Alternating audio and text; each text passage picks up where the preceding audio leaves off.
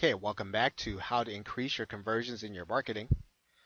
In this video, we're going to be talking about squeeze pages and what you can do to increase conversions in your squeeze pages.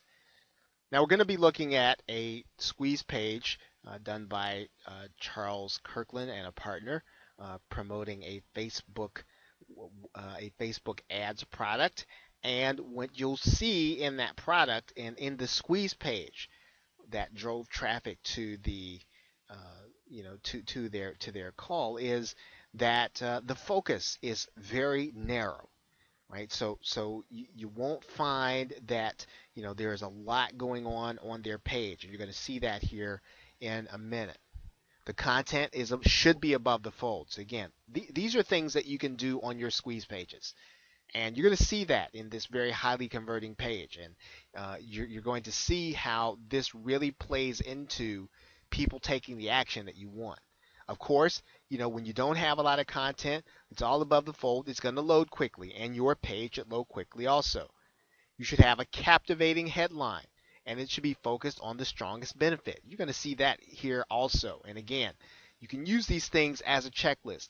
Now, you won't see a bullet list, but you will see an opt-in box, and that's something that your squeeze page should have. And you should have essential pages, privacy policy, terms and conditions, email privacy, and your name and contact information whenever possible. Now, you're going to see that here in this page. So let's take a look at this page right now. Now, remember, we talked about the fact that you should have a very narrow focus, right? There isn't much to discuss here. There's nothing much for you to do other than to opt in. All the content is above the fold. As a matter of fact, there isn't much content at all. And the headline is captivating. It might be a little long, right? But there isn't much more to read. And you'll notice that it's pretty much focused on the benefit, right? People who want leads and people who don't want to spend a lot of time learning it or doing it are going to benefit. Boy, that's a captivating headline. There's an opt-in box there. There are the essential pages. You see that there at the bottom. You'll see the earnings disclosure, terms and conditions, privacy policy, DMCA. All those things are there.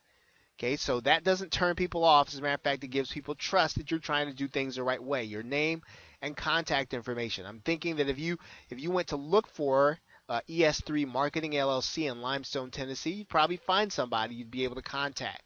So what you'll see here is that all of these things lend to trust on the squeeze page and can and will lend themselves to your getting more opt-ins, and that is what you want.